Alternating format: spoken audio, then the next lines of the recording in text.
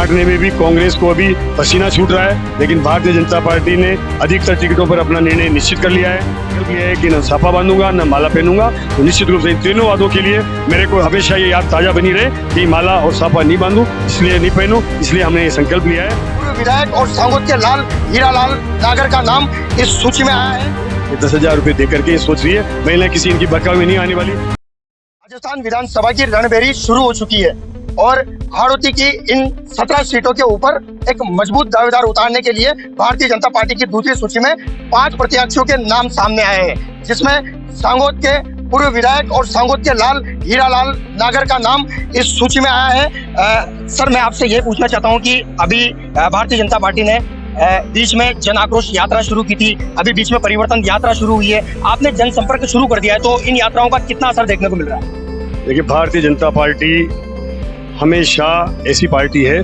जो निरंतर जनता के बीच में बनी रहने के लिए कोई न कोई प्रकल्प चलाती रहती है और उसके माध्यम से जन जागरण करती रहती है।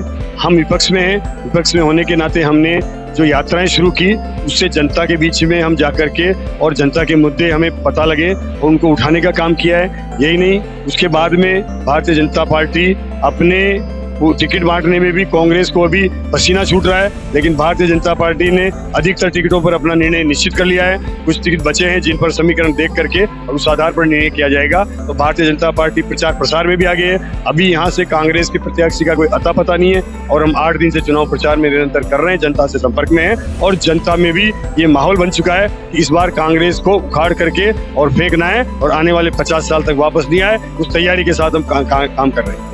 सर, जनसंपर्क के दौरान हमने देखा है कि आपने एक भीष्म प्रतिज्ञा ली है, तो क्या कुछ जानकारी है और किस तरह की प्रतिज्ञा है ग्रामीण? देखिए, मेरे क्षेत्र में मैं जब विधायक रहा तो मैंने एक उसके पूर्व में भी परवण परियोजना में जो गांव निश्चित कर दिए गए थे, मैंने प्रयास किया और उस प्रयास की वजह से सरकार ने सांगोद विधानसभा के जो परवण परियोजना से वंचित गांव थे उन सब गांवों को मैंने प्रयास करके जुड़वाया और सारे गांव जुड़ गए थे।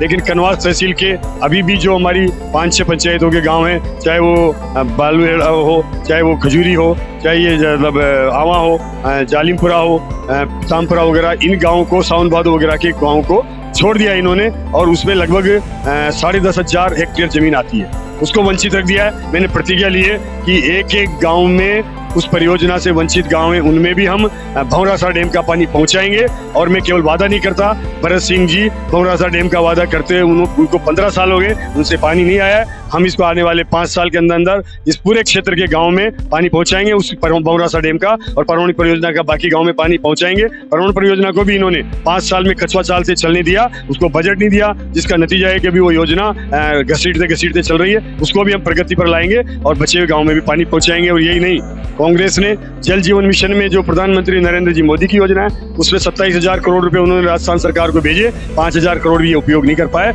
और वो 22,000 करोड़ के जो टेंडर किए उसमें इन्होंने इतनी कंडीशन और इतना टेंडर में घपले किए कि 2 बार टेंडर को निरस्त करना पड़ा, जिससे हमारे गाँव उस परवण के पानी और पेयजल से भी वंचित हैं। उनमें भी घर घर नल पहुंचाने का मैंने संकल्प लिया है कि मेरे विधानसभा का कोई गाँव ऐसा नहीं बचेगा जिसको नल से जल नहीं मिले। हर घर को जल जीवन मिशन के माध्यम से हम जोड़ेंगे और गाँव में पीने का पानी भी पहुंचाएंगे और खेत में भी पानी पहुंचाएंगे। और उसके अलावा जो किसान की समस्या है वो आज सबसे बड़ी समस्या है, उसके खेत तक पहुंच, उस पहुंच को हम सुगम बनाएंगे। तीनों वादे पूरे नहीं होंगे जब तक मैंने संकल्प लिया है कि न साफा बांधूंगा न माला पहनूंगा। तो निश्चित रूप से इन तीनों वादों के लिए मेरे को हमेशा ये याद ताजा बनी रहे कि माला और साफा नहीं बांधू, इसलिए नहीं पहनू, इसलिए हमने ये संकल्प लिया है और ये संकल्प पूरे करके और उसके बाद ही ये संकल्प तोड़ेंगे। तो इसमें गृह लक्ष्मी योजना 10,000 रुपए सालाना महिलाओं को देने का एक योजना का प्लान किया है, तो इस योजना को किस तरह से देखते हैं? देखिए, ये झूठ पर आधारित है। इन्होंने पिछली बार भी राहुल गांधी ने कहा था कि हम संपूर्ण कर्जा माफ करेंगे। एक भी किसान बता दे मेरा यहाँ पे खड़ा हुआ है कि संपूर्ण कर्जा किसी का माफ हुआ क्या?